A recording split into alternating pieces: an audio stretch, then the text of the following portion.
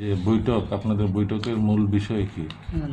মূল বিষয় হলো দুইটা মূল বিষয়। একটা হলো আমাদের কমিটি চেঞ্জ, আরেকটা হলো আমাদের দাবি দাওয়া যেটা পূরণ হয়নি। লোকসভার আগে মাননীয় উপমুখ্যমন্ত্রী এবং শিক্ষামন্ত্রী, আইনমন্ত্রী আমাদেরকে মিটিং ডেকেছিল এবং ওইখানে এসেছিলো। সেই দিন থেকে আজ পর্যন্ত কোনো অফিসিয়াল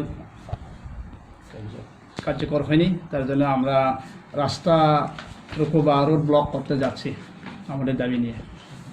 কোন সংগঠন আপনাদের?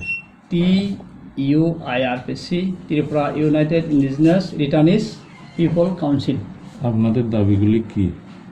আমাদের দাবিগুলি হলো আমাদের রিহ্যাবিলিটেশন, যারা একজন দুজন করে স্বাভাবিক জীবনে ফিরে এসেছে তারা এখনও টোটালি পাইছে না এরকম আছে, এবং NLA-TNB প্যাকেজের স্পেশাল ইকোনমিক ডেভেলপমেন্ট প্যাকেজ বলে যেটা সেখানে 5টা জায়গাতে দিয়েছিল, এখানে এখনও কোনো একটা ঘর নাই, কোনো একটা স্পেশাল নাই।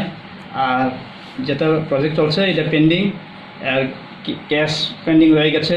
এরপরে যারা 95, 90 থেকে 30 আসেছে তাদের অনেক পেন্ডিং, কিছু পায়নি এরকম আছে, অনেক কিছু আছে।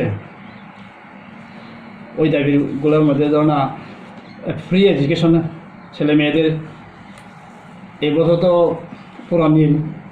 এরপরে আমরা জানি এই কোভিডে কিছু সারা পৃথিবীতে এটা চলছে, আমরাও জানি, তবুও তো এটা তো হইতেছে বা হওয়ার দরকার। এরপরে ভোকেশনাল ট্রেনিং হয়ে গেছে, বৃত্তিমূলক প্রশিক্ষণ, সেই অনুসারে লোন দেওয়া একজনও হয়ে নাই।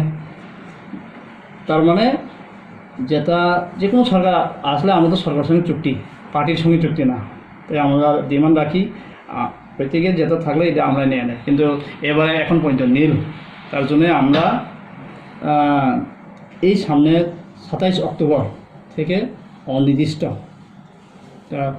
রাস্তার উপর করতে যাচ্ছি। কারণ আমাদের অনেক লোক আছে, আমাদের ছেলেরা খুব মাথা গরম, তাই তারা বলছে আমরা আবার ফিরে যাব। আমি বলছে সেটা তো করবেন না, মাথা গরম ঠিক আছে, আমিও মাথা গরম। কারণ দাবি না, আমার ছেলেরা না পেলে আবার আমি ওর যদি সেগুলো দিতে না পারে তা নিশ্চয়ই। তার জন্যে আমরা আজকে এই মূল বিষয় হলো আর কি, যেটা আমরা প্রেস মিটটা করলাম। কোন জায়গাতে আপনারা রাস্তার উপর? আমরা যেটা এখন নতুন মুখ্যমন্ত্রী নতুন নাম দিয়েছেন বড়মুড়া হাতে কত, ওইখানে আমরা যেখানে আগে করেছিলাম ওইখানে আমরা করব। আর এভাবে পায়নি কতজন যে আপনাদের? এটা আপনারা দেখলে মাথা খারাপ হইব। এটা একটা একজাক্ট নাম্বার দেওয়া যায়, কারণ আগে মনে আছে ওই প্রিপুস বা এমন 5,000 এক জায়গা আছে আমার কাছে, ওইখানে ধরো না 2,500 পেয়েছে, 2,500 একদম পাইনি। আর যারা পেয়েছে ধরো না আমাদের ত্রিপাক্ষিক এগ্রিমেন্ট, আপনারা জানেন ত্রিপাক্ষিক চুক্তি, ওইটাতে 28,000 গড় হয়নি, কোথায় কোথায় আর কি। তো এইটা তো আমরা ডিমান্ড করেছি, -5 করেছি, কার্যকর হয়নি। এই যে ইন্দিরা আবাস যোজনা বা ঘরের এগুলা এখন পেন্ডিং রয়ে গেছে। এরপরে গ্যাস